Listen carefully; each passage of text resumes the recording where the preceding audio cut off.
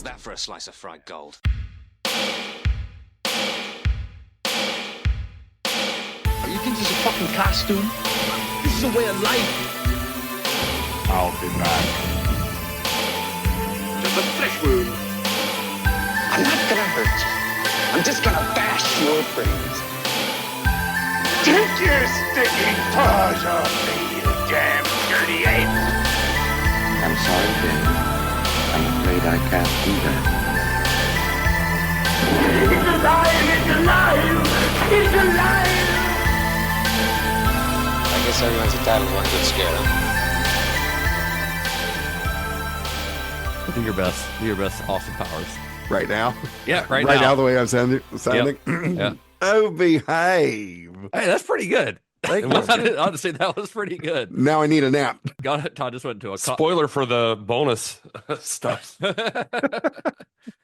Man, you do a good Austin Powers, Gary. I don't think so. I don't know why I'm talking about Austin Powers right now. I don't. Yeah, I was gonna say, what did I miss? Was I not paying attention? Like, why is Austin Powers coming up? I forgot. Todd said something, and then it made me think of Austin Powers, and I quoted Austin Powers, and then. And here we are. What did you say? You said something to me. I told my computer to behave. Oh, behave. Yeah, that's right. And okay, that's it. That's where it came from. There was nothing more than that.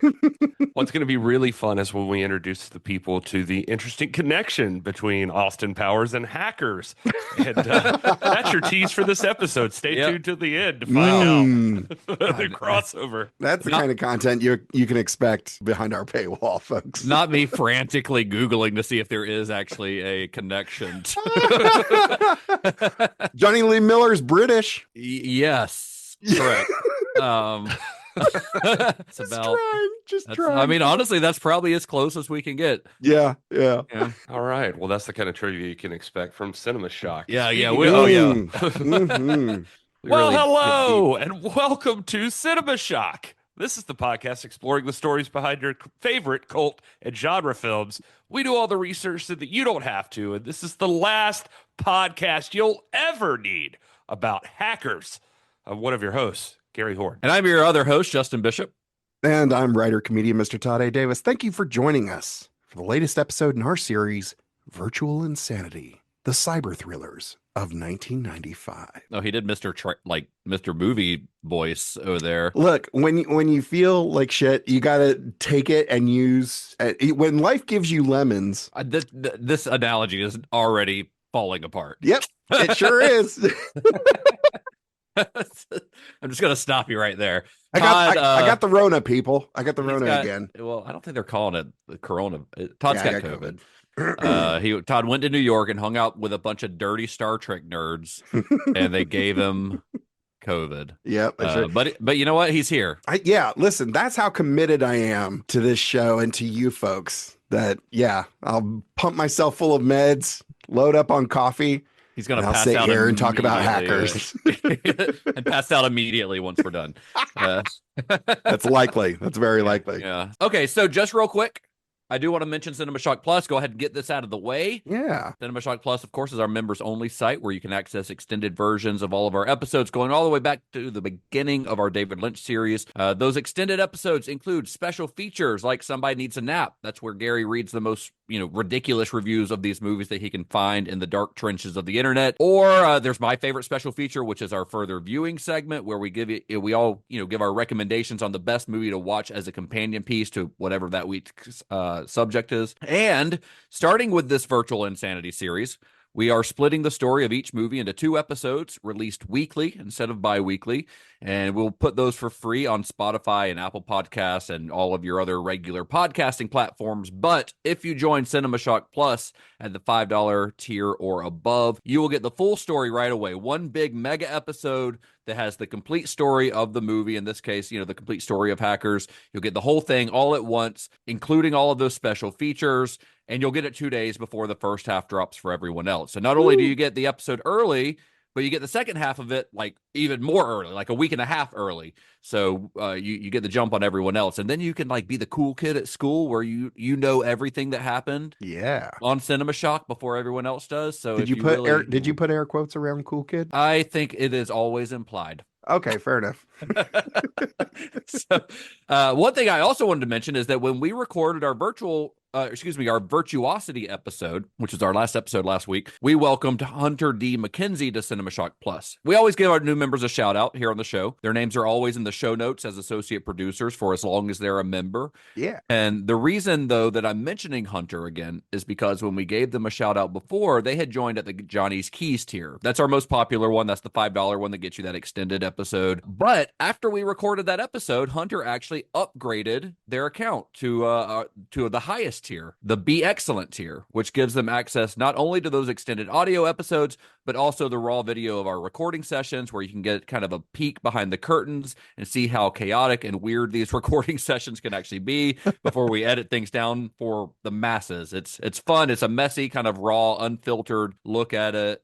You'll get to see some bloopers. You get to see all the bad jokes that don't make the final cut. You get to see Gary just walk away from his computer to take a piss sometimes without telling anyone that he's leaving. It is the magic of podcasting is really what you get to see. Truly. On those video episodes. So if you are interested in joining Cinema Shock Plus, go to cinemashock.net/plus. We would love to have you. Oh, and you get merchandise discounts too. So Hey, That's right. yeah, I put up a bunch of new merch this week. So there's a lot of new stuff on there. We've got Pride t-shirts with our logo on them. Profits for those I'm going to donate to the Trevor Project. We've got hats, sweatshirts, tote bags, and t-shirts with the Pride logo on them. We've got Jim Henson shirts. We got all kinds of fun stuff over there. cinemashock.net/plus, or go to cinemashock.net and click on shop, and you'll be taken to just the merch, even if you're not a member. But if you are a member, you get like 10 or 15% off, depending on your tier. So pretty good stuff. Yeah. All right, that's the plug. We're done plugging. Yeah, we are. Thank you, Todd. Yep.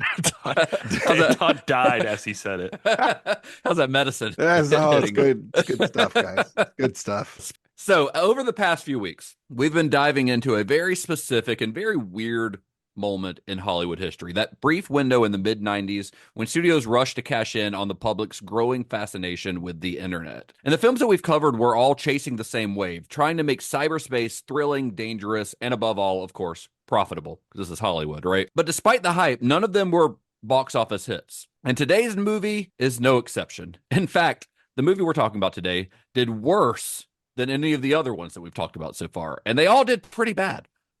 But this one did worse. And yet, if you ask someone, this is my opinion, but I think if you ask someone to name the movie that defined that cyber thriller moment that Hollywood was having at the time, this is probably the one that they'd mention. I think this one has, to this day, probably has the highest profile. Ironically, the biggest flop of the whole bunch is the one that's gone on to have the longest legacy. Now, why is that? That's what we're here to kind of figure out today, right? Maybe it's the charmingly outdated hacker lingo. Maybe it's the rave-ready soundtrack or the cyberpunk fashion or the rollerblades.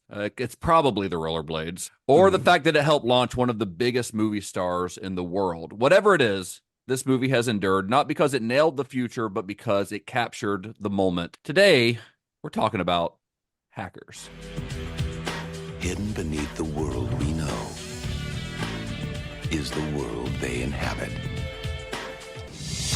They're hackers. Hackers penetrate and ravage private and publicly owned computer systems. Hack the planet! Hack the planet! It's not just something they do, it's who they are. They can crack any code and get inside any system. But this time, they just hacked the wrong guy. He's about to commit the perfect computer crime. You've created a virus that's gonna cause a worldwide disaster? And they're about to take the blame. A hacker planted the virus. Now, You're not good enough to beat me. Yeah, maybe I'm not, but we are. they're the only ones who can prevent a catastrophe. I know how to stop this guy. They'll trace you like that. Are you nuts? Come at me!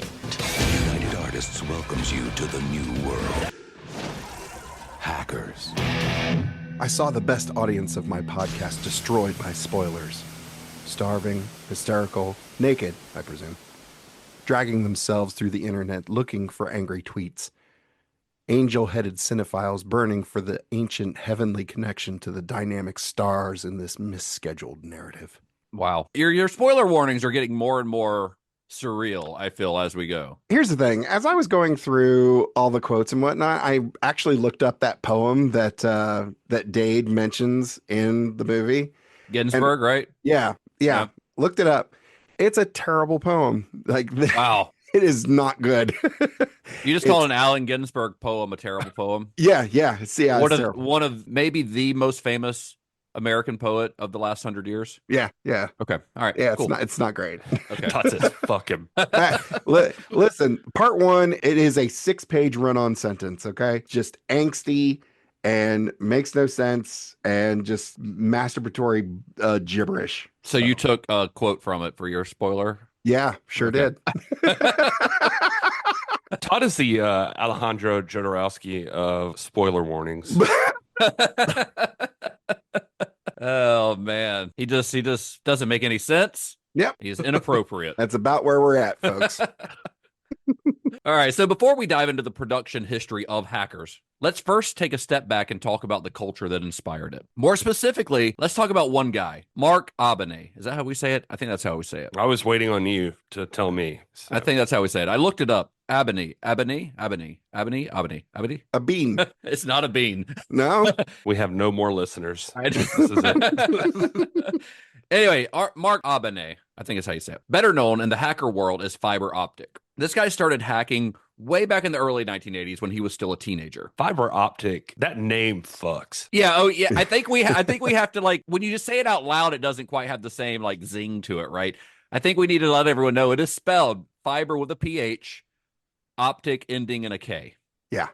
Otherwise it just sounds dumb. But when you know that it's spelled that way, it's a little cooler, I think. Yeah, that's when it hits. It hits like he's a SoundCloud DJ played by Timothy Chalamet, hopped up on ketamine. He's at a warehouse rave. He takes payment in feet pics and stolen crypto.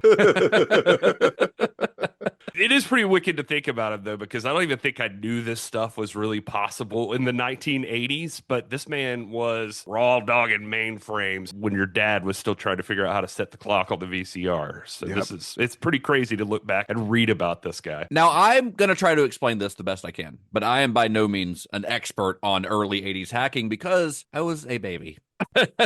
And not doing a whole lot of hacking at the time, but I did read a lot up on it, and I understood bits of it. So this is going to be a layman's regurgitation of the things that I have found out about this. What I'm saying is, when I get it wrong, please don't at me, because I know that I'm going to get some of it wrong. We're all just doing our best here. Yeah. Justin's getting doxxed after this episode. I'm doing my best, guys. So hacking back in the early 1980s, was not quite what we think of today. Abene was using a basic 8-bit home computer and running his connection software off of a cassette tape, like an actual cassette tape. And to get online, he literally had to dial phone numbers manually with a handset. I can't get over the cassette tape thing. I was looking this up, and that's just, I don't even think I realized that was a thing. Yeah. Before you hack the Pentagon, you need to rewind. Yeah. My earliest memory is, I mean, I guess this would have been similar, but just, when you're trying to connect to the internet, it sounds like you're torturing a rat or something. Yeah, dial-up modem, yeah. So Mark spent most of his time on bulletin board systems, or BBSs, which were essentially text-only message boards where early computer nerds would meet, trade software, and share ideas. But there was a catch. Being online was not cheap. Every call racked up phone charges, sometimes across long distances. And, he's a kid, so his parents are probably not happy with that. So naturally, these users started figuring out ways to dodge those fees by poking around in the phone company's internal systems. And that curiosity led to something bigger, not just avoiding phone bills, but exploring corporate mainframes and learning how digital systems worked. Essentially like computer security, cybersecurity. They were sort of inventing it on the spot almost. None of this was about stealing or destroying. It was all about access, knowledge, and the thrill of discovery. The true final boss of early hacking, not the federal government. It was Ma fucking Bell. Yep. I think it was Comcast or somebody like that, or whoever it was at the time. Yeah, this kid's like raiding AT&T so he can meet other nerds in an AOL chat, basically. An AOL chat is being very generous. Yeah. You're right. To the technology he was using. These BBS boards were like very, very basic. He's racking up a $900 phone bill so he can download porn that's made out of characters from the keyboard. Yeah. And Abene wasn't alone in all of this. He was part of a growing subculture fueled by curiosity and a little rebellion, with its own heroes, its own code of ethics, and even its own magazine. It was called 2600, the Hacker Quarterly. 2600 published like how-tos, news, obviously, editorials, and eventually they help hackers meet up in the real world. 2600, it's essentially like the hacker Bible, except instead of commandments, it's got cheat codes on how to break into telecom systems with like a spoon and a dial tone or something, like you're MacGyver of hackers or something. That name comes from the 2600 hertz tone that will trick a payphone into giving you free calls. Which we see in the movie, right? Yeah. And it's, I guess, a real thing. It's crazy to look back on this stuff. And it's not like it's like the hacker manifesto isn't just some kind of like whiny teenager monologue. It's kind of cyberpunk, like it's kind of punk rock, and they're like the digital punks of the late Cold War era, basically. Like it's like Sid Vicious meets Silicon Valley. It's kind of cool. It's like there's like in the 80s there's like this digital rebellion happening and people learning how to do it, and the hackers almost seem cool, not like neckbeards modding a Discord server to meet underage girl, which is how I feel like most people think of hackers now or something, I guess. But I mean, I'm sure in the movie it tries to make them all look super cool, like they're rave gods or something. But there was probably a lot of them that still look like overworked Radio Shack employees. There were still plenty of them that spent too much time in darkened rooms. They hadn't seen daylight or deodorant in 72 hours. Yeah, but they weren't like the stereotypical. I mean, they weren't all Angelina Jolie, but. Right. the punk aspect is that magazines like 2600 and there was Frack were like big operations. It was like creating a culture all from like these hand-built print jobs, word of mouth, dropping tips in forums. It's just kind of cool to see how that grows out of this. Yeah, it's really cool. And the spirit of this would eventually inspire Hackers, the movie. The strange, brilliant, often misunderstood world where phone lines were portals and curiosity was king. Those early days of hacking were really, for the most part, they were pretty innocent. It was a culture built on curiosity and connection. But by 1986, the U.S. government started taking it a lot more seriously because the government's got to ruin everything. Yeah. I would all get on any list for saying that. Oh, yeah. They're definitely listening to this episode right now. Well, their robots could be. But new laws were introduced in 1986 to criminalize unauthorized access to computer and phone networks. And pretty soon, people actually started getting arrested. 1986 was the year that the government said curiosity is now a felony. Yeah. And decided that these nerds are too scary in their mom's basements wearing anime t-shirts covered in Cheeto dust. These guys are freaking us out, man. And, which on one hand I get because they don't understand it, but so then they do what they always do the best, and they create laws and start creating laws about things they don't understand and make laws that they don't understand, treating these kids like they stole nuclear launch codes or something, which, I mean, I guess this stuff is all what leads to like black hat culture now, or anonymous, or like the different kinds of hacktivism that exist, which, so maybe it's kind of scary, but I guess just don't be evil and maybe they won't mess with you. But I think what I'm saying here is that, of course, they're all over this shit, but meanwhile, in the 80s, Wall Street bros are literally sitting in elevated office buildings doing lines of coke off their fax machine and like working insider trading like it's a fucking Olympic sport, and they're calling it hustle culture. All right. I don't think they were calling it. They weren't calling it that yet. It was leading to hustle culture. I will say it's worth mentioning, in 1983, War Games had come out starring babyface Matthew Broderick. Yeah. And that movie came out and literally scared Reagan into launching the first discussions around cybersecurity and cybercrime. So I think that movie's just worth mentioning because I guess Hackers technically wouldn't exist without it having existed, maybe. But fiber optic had actually gotten raided by the Secret Service in 1990. That raid was literal hacker history, and also helped inspire Hackers the movie. I mean, you get to see like that basic scenario play out in the movie itself. Yeah. So it's interesting. That one was because, and there's going to be more, but I mean, that particular one was something to do with like AT&T crashed, and they were looking for someone to blame for AT&T crashing, and they decided that's how he found. He says how he found out he was on a list, basically, already, because they just like somebody busted your door down. Yeah, they were like, we're going to blame you for this. Wow. But it was early hackers like him. They're not the ones that are actually threatening national security is what we're getting at. Right. It's more overreaction from law enforcement. Just imagine like you're just trying to fuck around and learn how this office's printer settings work, and the SWAT bust down your door. Well, that same year that the government passed those laws basically outlawing hacking. 1986, a guy named Eric Corley, who was the founder of 2600 magazine, he started organizing in-person hacker meetups in New York City. And Abene started attending, Fiber Optic started attending, especially as more and more of his friends were getting into legal trouble. And there was a growing feeling in the community that they needed to speak for themselves before somebody else did it for them. And they didn't. I mentioned Discord first. They didn't have, this was pre-Discord meetups. Like, this is 5 kids at a food court trying to look inconspicuous. It's like a hacker version of Comic-Con if Comic-Con was 5 dweebs hanging out of the mall talking about I think that's how it rates. started. Yeah. Yeah. But it seems like it's the hacker's love language. I didn't break the law. I just wanted to know if I could. Same logic I use when I drunk text ex-girlfriends at 2 a.m. So imagine if you go to prison because your hobby was looking too hard at the internet. Right. Yeah. No, they weren't plotting world domination. They're just horny about servers. They're just poking they're literally just poking around. Like Right. that is the extent of most of what they're doing. As Abene put it in a 2015 interview with Blake Harris on Slash Film, really great like oral history of this movie of hackers that includes an extensive interview with him.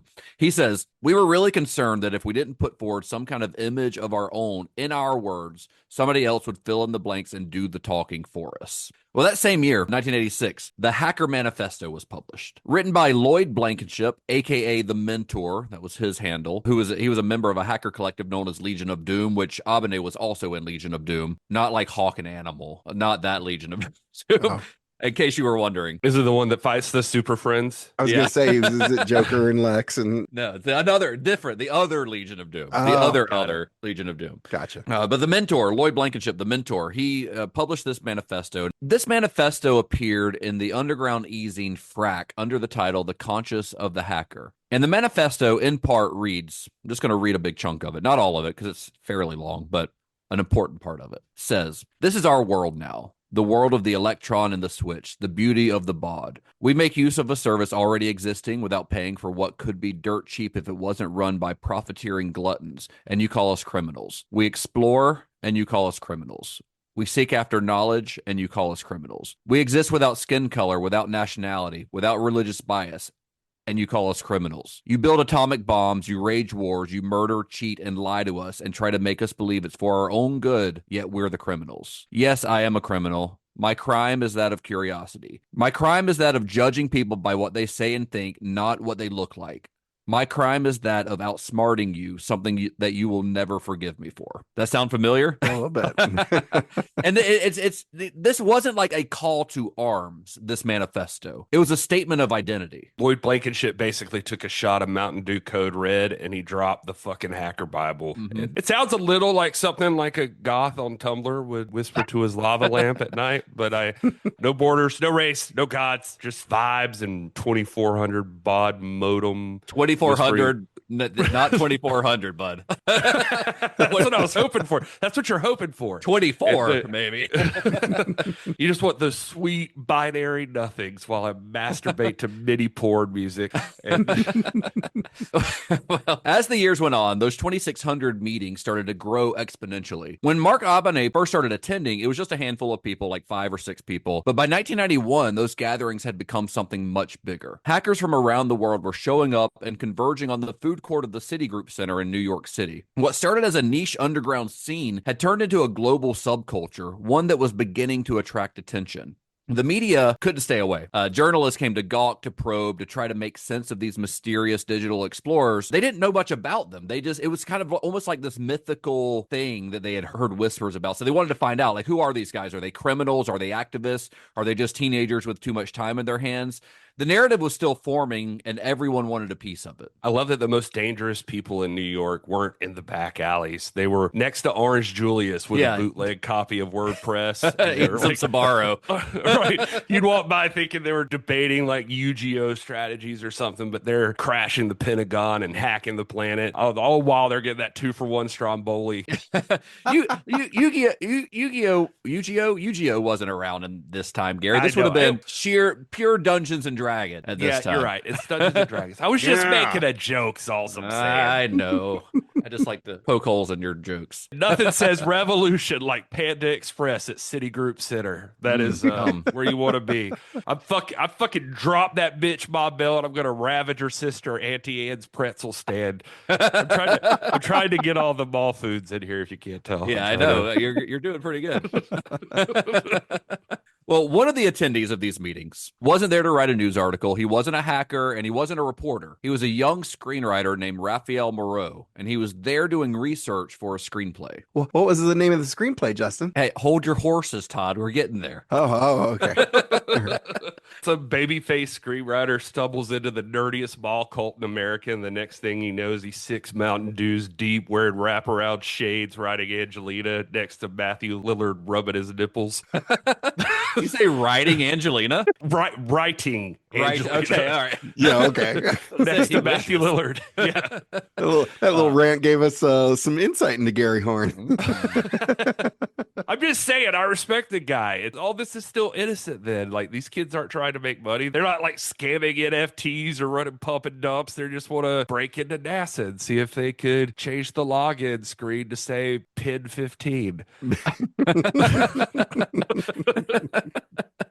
Rafael Moreu had been reading up on the hacker subculture, and he was instantly fascinated. It felt like the perfect subject for a screenplay, this sort of hidden world of rebellious, brilliant kids who were exploring digital frontiers that most people didn't even know existed. When he heard about the 2600 meetups in the Citigroup Center, he started showing up himself, and it was there that he connected with Mark Abonnet and others in that scene. Moreu's research wasn't just surface level either. Like, to listen to him, he was influenced by some real events, like Operation Sun Devil was a big one. I was going to mention that one earlier when I was talking about those when people were getting swatted or whatever. It was like a major crackdown on hackers in 1990 that kind of terrified everybody, and like hackers started to realize how vulnerable they were, basically, legally and culturally, because like they're on lists, the government is watching you. Yeah. Moreu saw like them though as like misunderstood rebels. It was like kind of like the counterculture, and so he wanted to kind of document that. His getting access to fiber optic and the other ones gave him insight to like, I mean, this is like a pretty specific moment in time. We talk about that with some movies we watch, like just like a weird cultural moment. And he's like right in the middle of it, where it's going from like people playing around to now it's becoming almost like political commentary too. Now it's about corporate power and surveillance. I don't even think the hackers really wanted to be famous, but now they were becoming famous. So they wanted to control their own narrative about how they become famous. So props to Raphael. He's not just reading a post on Reddit and making something up. He's like full in it. He's like Hunter S. Thompson in cyberspace or something over here. It's brave, honestly, because he's embedding himself into it. Like, imagine walking into a food court full of 16-year-olds and they think you're the feds. Because Moreu's like 30, I think, at this point, right? So he really is older than them. You guys want? I want to write. You want to see my screenplay? Hey, fellow kids. So Moreu, he started joining these and started getting to know these kids. And he quickly realized that these weren't the stereotypical nerds that you would expect. There were no kids wearing pocket protectors and taped up glasses.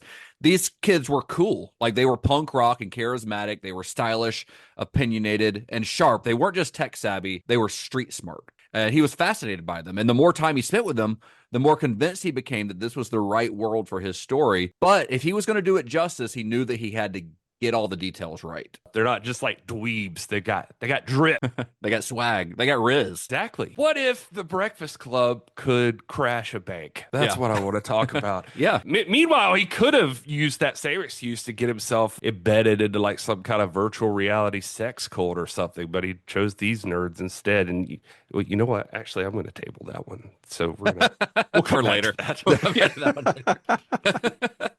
Well, he was totally upfront with these kids about his intentions. Like, he told them, I want to write a movie about you guys. And surprisingly, you would kind of think that they would be wary about that because they sort of operated in the shadows. But they welcomed it because they saw value in telling their story authentically and on their terms. Kind of like you were saying, Gary, they wanted to control the narrative. Yeah, and then they doxed him and made fake AI porn of his mom and hacked him out of existence. They did not. Don't make up things. They were cool. Who doesn't want to be in a movie? So way to go, Kings. They jump on the opportunity. And so now here's this dude getting to smoke weed with teenagers who call themselves Zero Cool and Acid Burn. So, how cool are you, 30-year-old man? Yeah, what's your dumb name?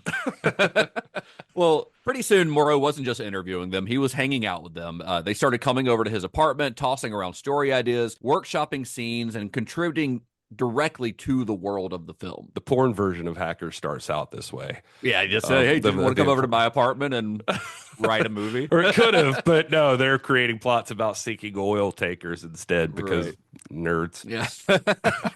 Well, some of their ideas made it directly into the movie. Some of them are like little Easter eggs, like they named the villain the Plague, which was actually named after a friend of theirs' online handle. He was known as the Plague, so they threw that in as sort of a homage to their buddy. But others were a little more foundational. Like the idea of the Da Vinci virus, that came directly from Abene. He had been thinking about the Exxon Valdez oil spill, which if you were alive at this time was a huge, like the biggest news story in the world, honestly. So he'd been thinking about that, and he proposed the idea of a virus, a computer virus that could topple oil tankers. And the name, the Da Vinci virus, that was a nod to a real world virus called the Michelangelo virus, which had been making headlines at the time. The Plague looks like he got kicked off of IRC for sending dick pics at some point. Oh, like, for 100%. He was, yeah, he was being inappropriate with underage women, is what he looks like. Yeah.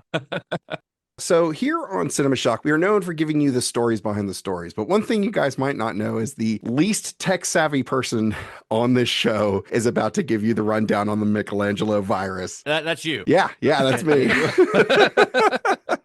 Listen, I saw it and was curious about it. My crime is curiosity, guys. I'm sorry. Did you just call it the Michelangelo virus? Yeah, Michelangelo. Michelangelo.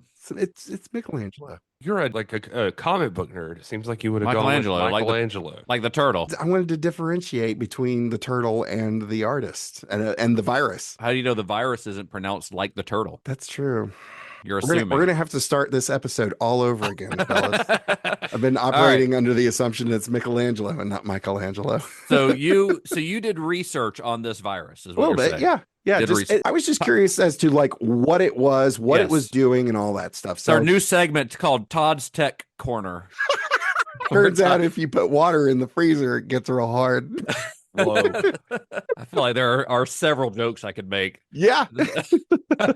Tell us, Todd. The Michelangelo virus was first discovered on February 3rd, 1991. The virus was designed to infect DOS systems, but could easily disrupt other operating systems installed on a device. Michelangelo remained dormant until March 6th of each year. Once the system became infected, any floppy disk inserted into the system becomes immediately infected as well. And this made it very difficult to retrieve data and use other parts of an infected system. And because the virus spends most of its time dormant, activating only on March 6th, it's possible that an infected computer could go for years without detection, as long as it wasn't booted on that date. Michelangelo first came to widespread international attention in January 1992 when it was revealed that a few manufacturers had accidentally shipped infected products. Although the infected machines numbered only in the hundreds, the resulting publicity spiraled into claims of thousands or even millions of computers infected by Michelangelo. However, on March 6, 1992, only 10,000 to 20,000 cases of data loss were reported, and people were advised to actually run PCs on March 6th, to not run PCs on March 6th. I was say that's the exact opposite of what you should be doing. Yeah, what they shouldn't do.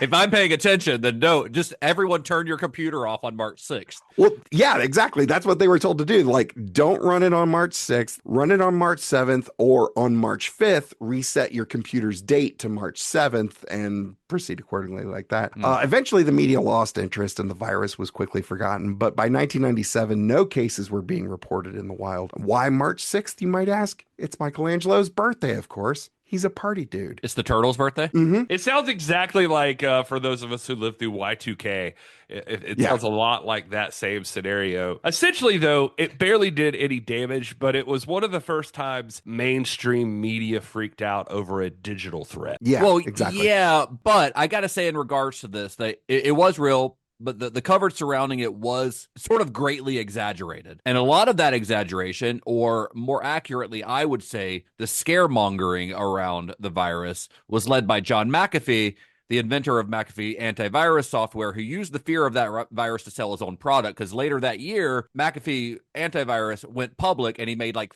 $50 million. Yeah. So, and then he went crazy. And then he maybe killed a guy in Belize.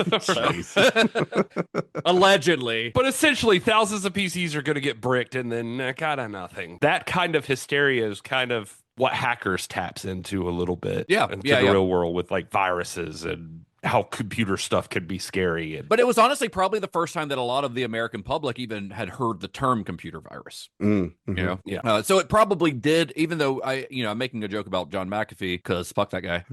But it did lead to people being aware that they needed to keep their data and their computers safe. Mm-hmm. Most people would not have known what a computer virus was before that. I guess there was a little bit of good that came from the whole media uproar around it, even though it was, like I said, greatly exaggerated. Anyway, we're talking about the script. So yes, that was the Michelangelo virus was one of the inspirations for our script. And when Avani and his friends finally read the script, once it was done, they loved it. It felt real to them. It felt like someone had actually listened. And now all Moreu needed was someone in Hollywood to believe in it too. This is the cool part that like I feel like we could have easily skipped over, but just or that nobody would tell you about. But I love that this movie is not, as much as it would be easy to think that it is, it's not built in a writer's room. It's born in a crusty New York City apartment with real hackers throwing plot twists at a guy with a legal pad and a dream. They're not just like, he's not just method writing, like you're mainlining the Hollywood dream here. This is cool. And these hackers helped vet the script. I was reading a little bit about that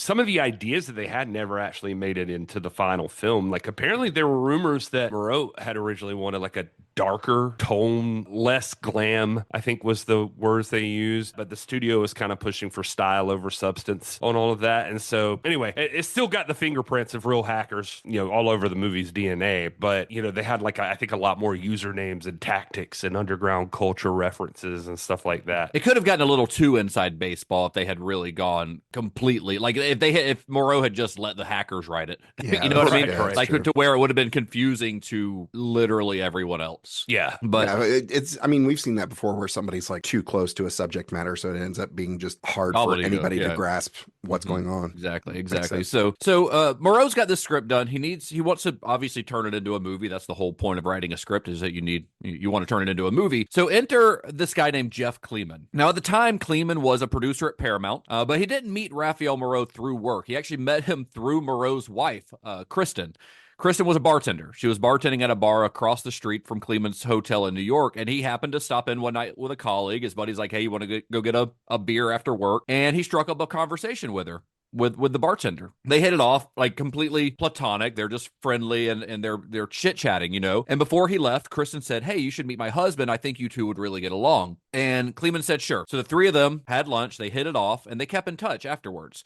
So whenever Kleeman was in town, because he's a producer, he lives in LA, but he's in New York for work regularly. And whenever he comes to town, he would hang out with the couple. And then one year they even invited him to Thanksgiving dinner because he happened to be in New York over Thanksgiving weekend. And it was at that dinner that Moreu broached the subject. He told Kleeman that he wanted to take a stab at being a writer. He said, I've got this spec script. Would you mind reading it? And Kleeman agreed. And that script, of course, was Hackers. Oh, okay. Yeah.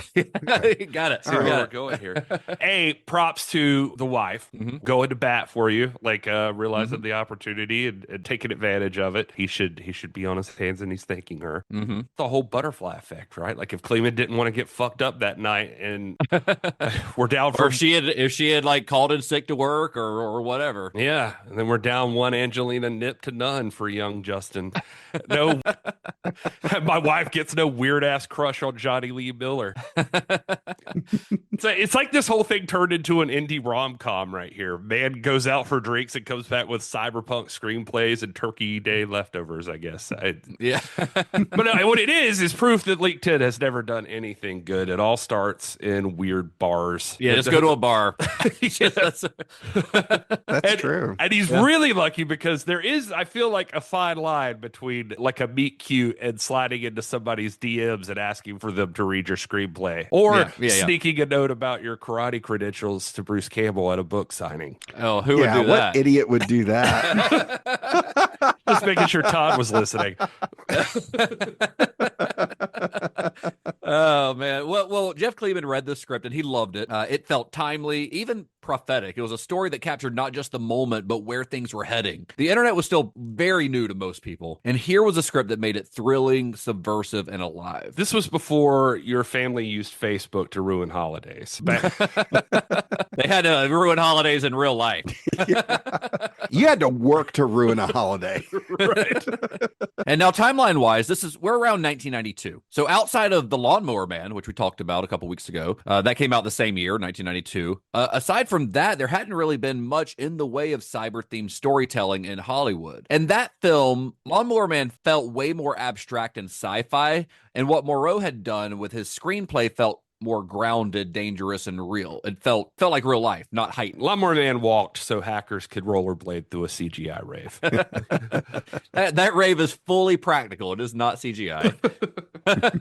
So by this time, Kleeman had left Paramount and was working at Francis Ford Coppola's American Zoetrope. And he actually showed the script to Coppola, who also loved it and wanted to help get it made. But first, they wanted Moreau to be set up properly. They didn't want to feel like they didn't want to take advantage of him or him feel like he was being taken advantage of, which is really admirable. It's not something you hear a lot of, not the kind of story you hear a lot in Hollywood. They wanted to make sure. Producers going like, hey, let's do right by this creative person. Yeah, they wanted to make sure that he had somebody that was properly representing his interests. So using their industry connections, they got him signed to the William Morris Agency, like the agency. Yeah. And that's where things took a turn. Just to step in on Kleeman real quick, that this seems like he's a real one, you know? Like he seems like he's a good dude here and just like helping the man out. At the time of Hackers, Kleeman had, he'd been working under, it was like Brandon Tartikoff at Paramount or whatever. And they were known for like revitalizing that studio and bringing more youth forward, high concept stories into the spotlight. So Top Gun, Indiana Jones and the Last Crusade, that kind of thing. So him recognizing Hackers as something he potentially thought was generational wasn't a fluke. He'd already kind of had a front row seat to seeing some culture defining stuff already. Yeah. So his pivot over to American Zoetrope, apparently his idea was also to get in on that, but with more auteur driven projects or something. So probably helped Moreau's script stand out amongst like sillier pitches that people are used to hearing or something. I also was reading that Francis Ford Coppola's like American Zoetrope, like that may seem like a footnote, but it actually connects to Hackers because they're looking for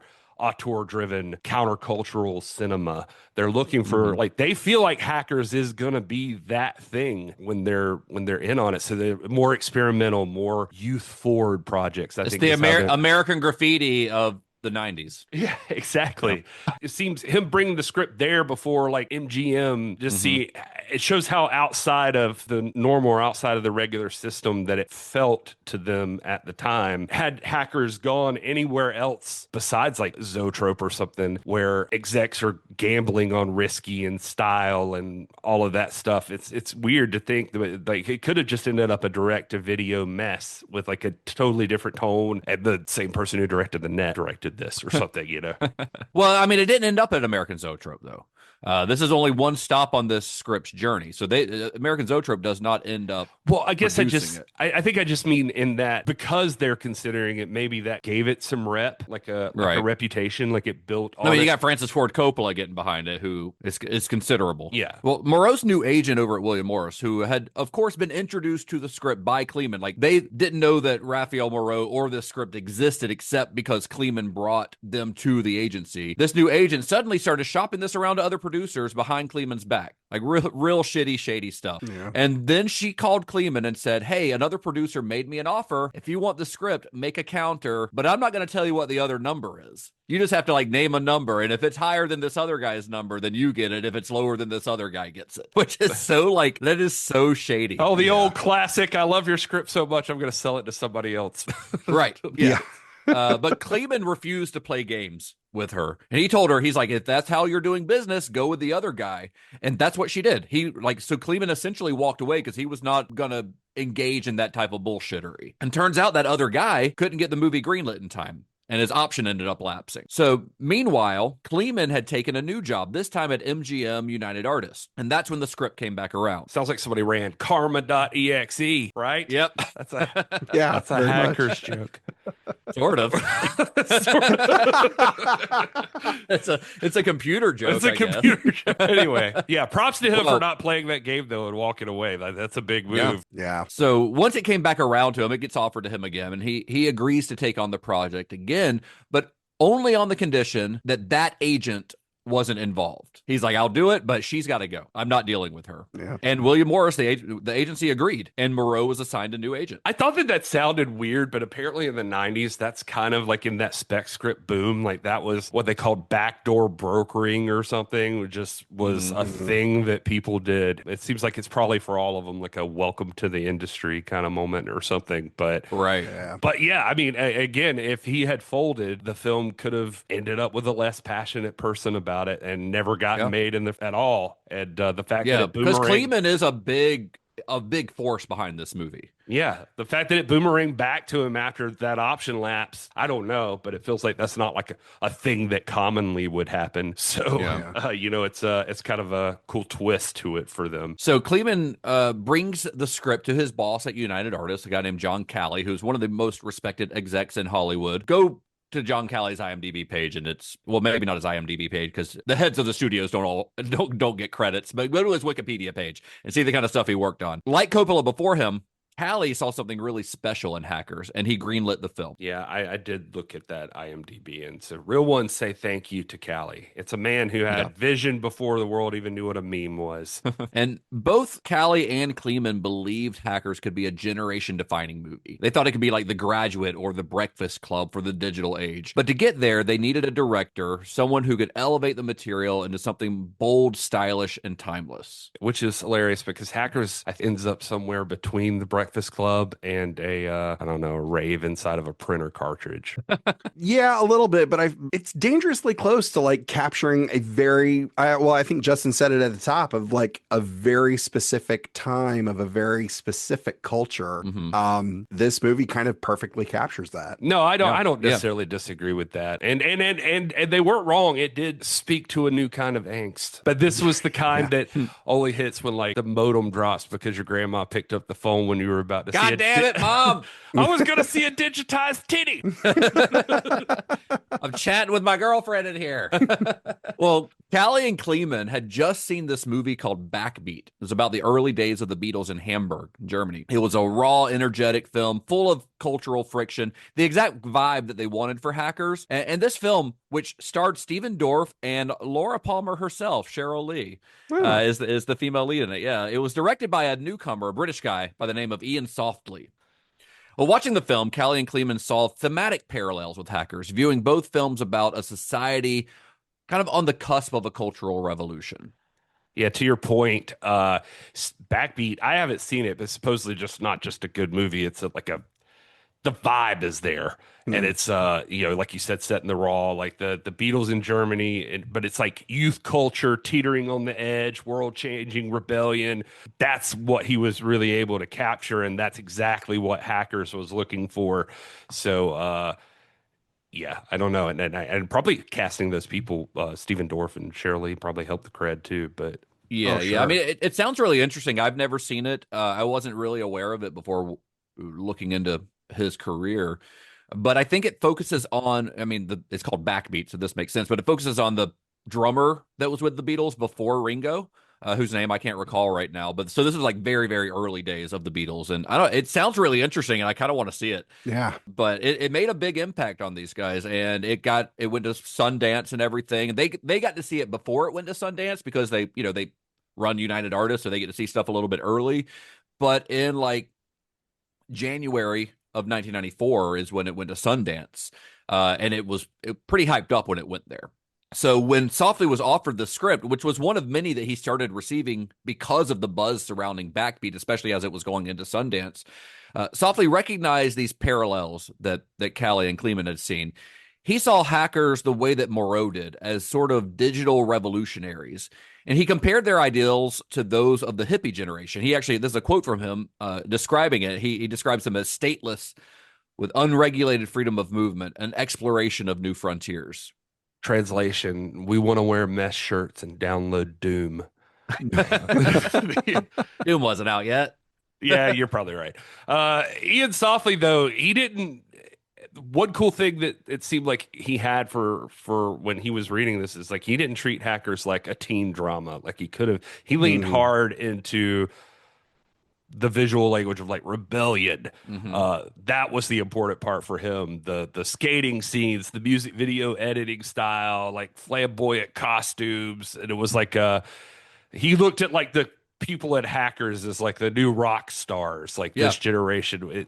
So his quote about the Hackers being stateless, unregulated, like it's trying to like mythologize the characters, I guess, almost like they're like techno pirates or something in this new age that's coming. Well, and he described them like all being together, like being members of a band. Like this group of hackers is like putting a band together, you know? Yeah. So he really connected to this script. He felt like it had something to say, and it felt like a story that he could tell. And he signed on, and with that, the casting process began. I will say here before casting formally began, supposedly Rafael Moreu was, or supposedly like imagining people for the roles, like when he was making it. So like, I think he had like River Phoenix was on his list and Christian Slater types. Okay. And while those names weren't like ever attached or anything, but it gives like a sense of the tone, I think, for what he's going for. Yeah. It wasn't supposed to be goofy. It's supposed to be cool. Yeah. And one place I read, like it almost seemed like he thought it was think Heathers, but online. You know, like that's the vibe he was going for. He must have thought of River Phoenix really early on, because River Phoenix died in 1993. So yeah. So or maybe he read it and he was like, if only we had a River Phoenix for this role. Yeah, maybe that's it. The casting sessions for Hackers took place across New York, Los Angeles, and London, which is where Softley is based. And it was in London where he found the film's lead, a young British actor named Jonny Lee Miller. Now, at the time, Miller was in like his early 20s, and he had never appeared in a feature film. But he had been acting on BBC television and in stage production since he was 9 years old. But still, he was basically a complete unknown. But that didn't really matter, because when he walked into his audition, it was instantly clear, like, this guy was Crash Override. Dade Murphy. Dade Murphy, is that his last name? Dade Murphy? Yeah, Dade Murphy. Crash Override, though, it's a much cooler name. But like nobody else that auditioned even came close. So casting him was a no-brainer. This is a tough one for me because, like, apparently, you know, he won everyone over. People think he's cool as shit. My wife had a huge crush on him from this movie, and I think he looks like the human version of a dial-up tone. Like I dial tone personified. Right. Like he comes in at like 0 film credits, and he's like, they're immediately like, fucking main character right here. This is the guy. He didn't just like own the role. It like bit the knee for Jonny Lee Miller. So good for him. Weird fun fact that I found out about Jonny Lee Miller when I was looking into his background and stuff. He is the grandson of, and this is where I guess the Lee comes from, but he is the grandson of Bernard Lee. Bernard Lee played M in 11 James Bond movies, starting with Dr. No, the very first one, all the way up through Moonraker. He was M. Damn, that's cool. So there's, you know, he's got the pedigree. This guy. He was raised on espionage and cool accents. So he's it's in his blood. Yeah. He's meant for it. Cool that they're not apparently like looking for like some household name necessarily. So there's like opportunities here for people. They're like looking for who gives off the, I keep saying vibe, but this is one of those movies I feel like vibe's very important. But like, and so he shows up in a leather jacket. He probably hacked the camera from the parking lot or something. I don't think he knew how to use a computer. He walked in and they were like, that accent, I don't know. He looks like he could say mainframe with gravitas. Yeah, but he's not talking in that accent in the movie. He's an American in the movie, so it doesn't matter what his accent sounds like. I'm still just making jokes, Justin. I'm still poking holes in your jokes. Oh, man. Well, anyway, back on track. Finding Crash Override's counterpart, Kate Libby, a.k.a. Acid Burn, was not going to be so easy. Softley saw just about every young actress that was on the rise. He saw Hilary Swank, Heather Graham, Liv Tyler. One source that I read, I only found this in one place, so I can't speak to how credible it is, but one source that I read said that Katherine Heigl was actually offered the role. Like she got that far into it that she was offered the role, but she had to turn it down due to scheduling conflicts with filming Under Siege 2, Dark Territory. Womp womp. Yeah. Turning down Hackers for Under Siege 2 feels like, I don't know, in the 90s, it feels like, sorry, Beyonce, I can't go out with you. I got to go to the dentist. But here's but Under Siege, the first one was great. So Yeah, you know, first one's great. Who's to think that the second one's not also going to be great? That's the second one's the one on the train, right? On the train. Yeah, it's fine. Yeah. It's not terrible. No, I don't hate any of them. I feel like Katherine Heigl and Steven Seagal probably hated each other. I can't imagine them getting along. Well, everyone hates them like separately. Right. So combining them together. It's like, wow, I bet that set was hits. Either that or they like fell in love. Like there's it's one or the other. They still exchange Christmas cards. she's sending him postcards in Russia or wherever he is now. All right. So anyway, they're going through all these young actresses, people who are big names now, like Liv Tyler. I can imagine Liv Tyler in this role. This was the same year that Empire Records came out. So I guess I'm glad she didn't get it because that let her do probably Empire Records. But I could see her in the role. But then walks in Angelina Jolie. Now, Angelina Jolie, nobody really knew who she was at the time. She is, of course, the daughter of John Voight. She had grown up in the industry. But she had only recently made her big screen debut. Well, not even a big screen. She had recently made her feature film debut in the direct-to-video sequel Cyborg 2, which, let's be honest, between that and Under Siege 2, Katherine Heigl got off pretty easy. Yeah, you're right. And, reportedly, she hated the resulting film, Cyborg 2, so much that she refused to audition for anything else for an entire year until Hackers came around. Wow. Like she was like, fuck it, I'm just not making movies anymore. This is how they turn out. I'm done.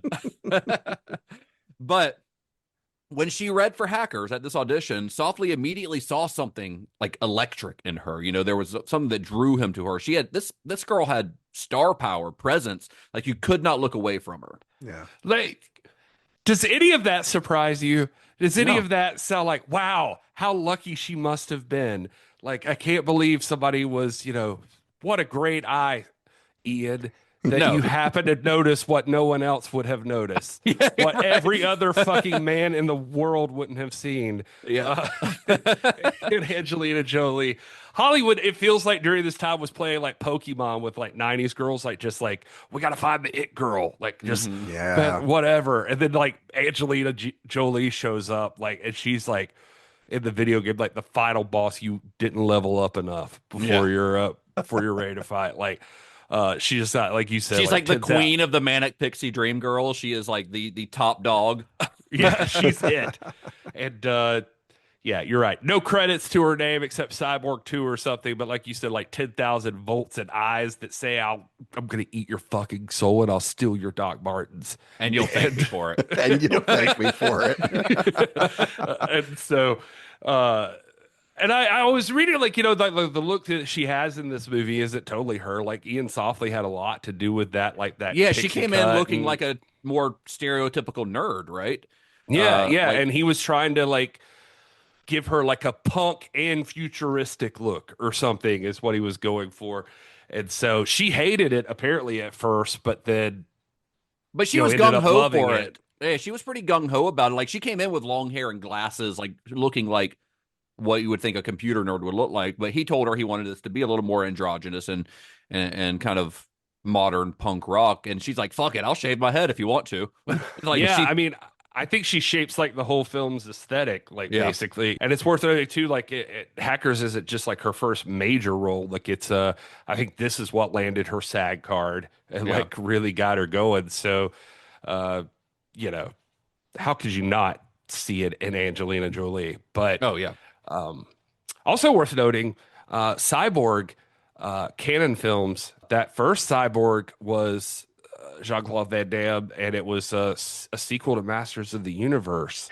Well, initially, I wouldn't say sequel, but yes, a repurposing of. Yeah, well, it was a repurposing. So what yeah. they were doing is they wanted to make a sequel to Masters of the Universe. At the same time, the same director was going to get attached to Spider-Man, and he was going to do both movies simultaneously, just like back and forth. So some of the sets for Cyborg were just from what they were going to use for Masters of the Universe and Spider-Man. And then Masters of the Universe was a major flop, and they so they canceled that out. Spider-Man, the rights, so whatever happened with it, but go listen to our Spider-Man episode. I was just about to say for more on Spider-Man. Yeah, the very first one we talked about all the trials and tribulations that went through. None of that's important for this episode, but I wanted to say it anyway. Thank you, Gary. Well, okay, so she does her audition, and she does great. I mean, obviously, she's Angelina Jolie. You cannot take your eyes off of her. But it was the chemistry test is what really sealed the deal here. When Jolie and Miller were brought in together for a screen test to see how they worked off each other, see what kind of chemistry they had. And they had a lot of it. As Softley later said, he said the sparks flew when they were in the room together. Their chemistry was magnetic, and it would not surprise anyone when the two actors eventually got married after the film's release. Sparks flew, loins stirred, the Matrix quivered. They looked at each other, and every casting director in the room digitally ovulated right then and there. It's not just chemistry. I had a 0-day exploit in my pants. So, what? I don't even know what that means. Anyway, yeah, they got married in real life because, of course, they did. And she wore black rubber pants and wrote his name in her own blood on her shirt. Yeah, you can't script any of this better than real life. Literally, you just can't. Nope. And then they separated. That's how she rolls. I think they separated after a year and a half and officially divorced in like 99, but they're still friends to this day. Yeah. From what I understand. So casting two unknowns in the lead roles was kind of a gamble. But John Calley, the guy who's at the head of United Artists, he was known for taking risks, and he trusted Softley's instincts, and he greenlit the casting of Miller and Jolie. Star power of not, he really believed that these were the right actors. So with the leads locked in, the rest of the ensemble cast came together pretty quickly. You've got Jesse Bradford as Joey in one of his kind of earliest roles, Lawrence Mason as Paul Cook, a.k.a. Lord Nikon, Renoli Santiago as Ramon Sanchez, a.k.a. the Phantom Freak, and Matthew Lillard as Emmanuel Goldstein, a.k.a. Serial Killer. Let's take a second to appreciate that Matthew Lillard got cast a serial killer and then proceeded to play it like a human caffeine overdose. Yeah. And then in his next movie, plays a serial killer. That's a fair point. And it's very much the same character in a lot of ways. So very much so, yeah. Less shorter hair, less braids. Yeah. He took this role very seriously for what I read, like method seriously. Like he hung around with real hackers, pulled all-nighters trying to understand IRC, tech slang. In one interview, he said he wanted Serial to feel like, quote, the kind of kid who'd show up at a party, steal the beer, and hack your microwave.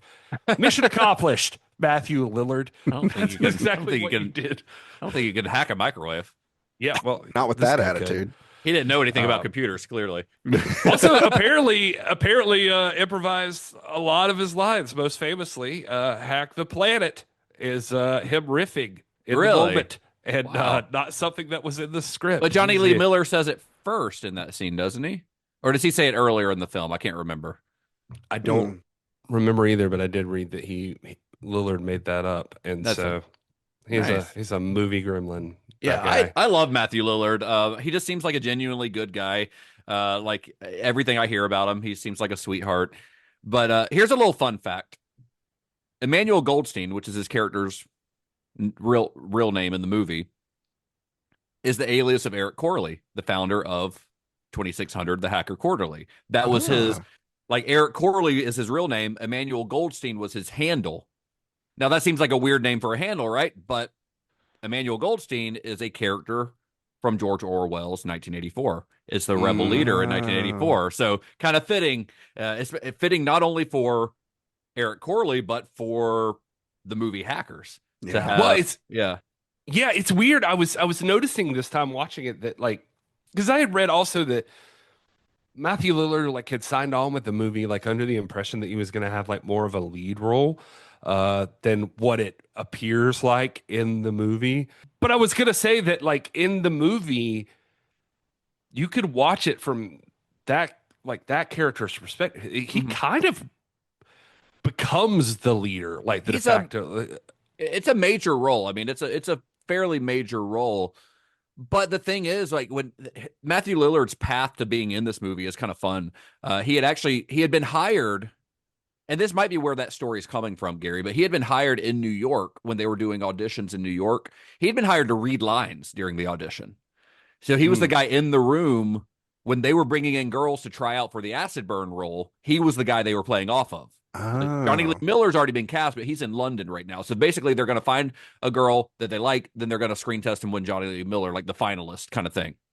So he's the guy they're playing off of. So he's playing the Crash Override role in these line reading, in these auditions. Okay. But Softley liked his energy so much that when casting moved to LA, he invited Lillard out to audition for the role of Crash Override. So he went out to LA and he auditioned, but of course he didn't get it. But he did still land one of the more memorable roles in the film. And I think the role that he got is more fitting of his personality, honestly, than Crash. Oh, for sure. Yeah. I know it's great because then he also gets to take over on that like final, like when he's on the show and like which is perfect. It's great. It's and it's like that's a pretty pivotal part to me. And like I'm like, okay, yeah, you're the face and the voice of this whole thing now. Right. Yeah. Another fun little cast fact here.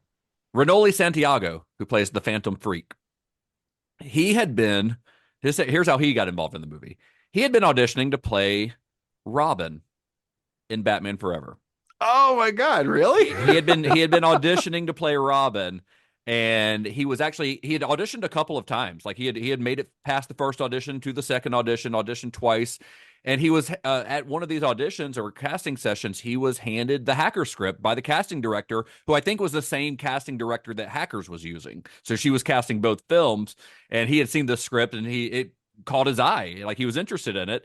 So that's how he actually learned about Hackers and ended up trying out for the role and landing the role here. He didn't end up in Gotham, but he at least ended up in Hackers. Just kind of a cool story. Yeah.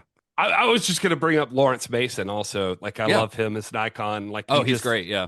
He's one of those guys that, like, in the 90s at least, was like so much of a character actor, like just popping up and stuff. Kevin Smith stuff. He was in The Crow. I know him a lot from Prison Break, the TV show Prison Break. He had a pretty big role on there.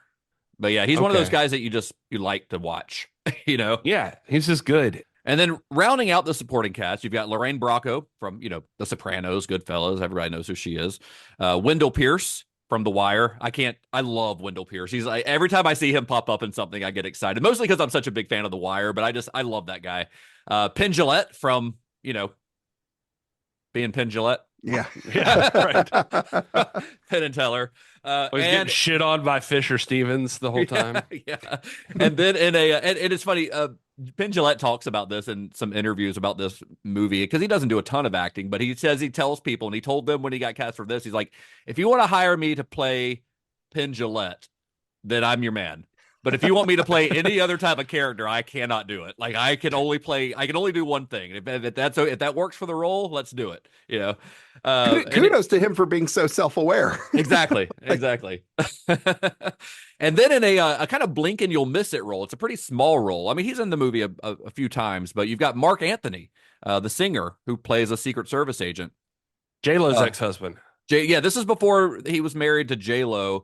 But at the time, he was already a big music star at the time. Like, he was huge, especially among the Puerto Rican community. And he was so popular, in fact, that when he seemingly vanished from public life for a while, rumors started flying that he had died. People thought he had died because he was so prominent in the media. Wow. And he eventually had to appear on TV to prove that he was very much alive. He was just kind of busy making a movie. He also had to cut his hair because his hair was like down to his waist at the time. And he got on stage. I think they said it was at Madison Square Garden. Like he did a concert at Madison Square Garden. And he actually asked the audience, he's like, I really want to do this movie, but I'm playing a Secret Service agent. I would have to cut my hair. Are you guys okay if I do that? He asked the audience and they, I guess, gave the approval. So he made the movie and cut his hair. So then we've also got in the role of the movie's villain, Eugene Belford, which he does not like being called Eugene. I don't know if you noticed that in the movie. AKA the Plague, the great Fisher Stevens, star of Short Circuit. And Short Circuit and Brown Face. Yes. The unfortunate star of Short Circuit. But his mix of charm and menace helped to define the film's tone. I think he's really fantastic in this role. I love Fisher Stevens. Most recently, he was like in Succession. He was on Succession. He was had a really great recurring role in there. But I just always like seeing him pop up in things. But yes, his part in Short Circuit's a little problematic. Well, he plays an Indian scientist. Yes, and he is very much a white guy. In one interview that I read, Fisher Stevens revealed that another name that was floated for the role, and I don't know that he actually auditioned or anything, but one person they were considering for the role was Quentin Tarantino. That would have made it a 3-hour and 45-minute movie with well, he wasn't directing it. A Unix system monologue mid foot job. I was looking that up when I saw it in your notes, and that rumor is so real and bizarre. Yeah. Stevens confirmed it, and it was a 2015 interview I saw with him that Quentin was seriously considered for The Plague, but there were concerns he might overshadow the film's tone or make it feel too self-aware. He would get in there and do rewrites and stuff on it. Yeah. Stevens scored the role partly because they said that he felt like he could be ridiculous and menacing at the same time. Yeah. And I respect his commitment. He insisted on doing his own inline skating scenes too. Well, skateboarding. He skateboards. He doesn't. Oh yeah, that's true. Yeah, that's a good point. So by the spring of 1994, Hackers had its script, its director, its studio, and now its cast. A group of unknowns and rising stars handpicked not for their fame, but for their ability to embody a new kind of youth, tech-savvy, rebellious, and effortlessly cool. They were Tumblr core before Tumblr existed. If Hot Topic and a LAN party and a Marlboro commercial had a threesome, this cast would be the result. But there was just one problem. Most of them had never really even touched a computer. Oh yeah, baby. Here comes the twist. They're like the cyberpunk Justice League, but every single one of them thought that a hard drive was when you're having to listen to your breakup playlist. Stupid. That one got me. I was waiting for the guy just. Wow. Most of the time, Justin just rolls his eyes at things Gary and I say. But that was a good one. Solid work, Gary. Good job. Thank you. Well done, Gary. Well done. So, in our next episode, we will follow the cast of Hackers behind the scenes as they prep for the roles, explore how Iain Softley and his crew brought cyberspace to life on screen, and trace how this strange, stylish little movie defied expectations and found its place in pop culture history. That's going to be on part 2 of Hackers. Unless, of course, you are a member of Cinema Shock Plus, in which case the full episode's waiting for you right now. Just join $5 a month. You can hear the second half right now instead of having to wait a week. But otherwise, we'll be back. We'll be back next week. We're going to tell the whole story. It's going to be good. We're going to get into our thoughts on it as well. I'm very excited to continue this story because it's a ride. This movie has a much wilder ride to the big screen than I was expecting when we went into this. Yeah, it's a really fun one. Well, with that said, fellas, it's time to wrap this one up. You guys want to tell our listeners where you can be found on the internet? I am at This Is Gary Horn, all spelled out. And you can find my Star Trek podcast at Computer Resume, and all my D&D nerdiness at Ds20 Live. And I'm at Mr. Tade Davis on Instagram. And I am at Justin_Bishop on most of the social media things, Letterboxd, Instagram, all that stuff. Find me on Blue Sky. Don't find me on X because I don't use it. You can find the podcast at God damn it. Not computer resume. You won't find me there. To be fair, you could reach Justin through computer. Yeah. Probably. If you like can't I mean, remember, you could. Yeah.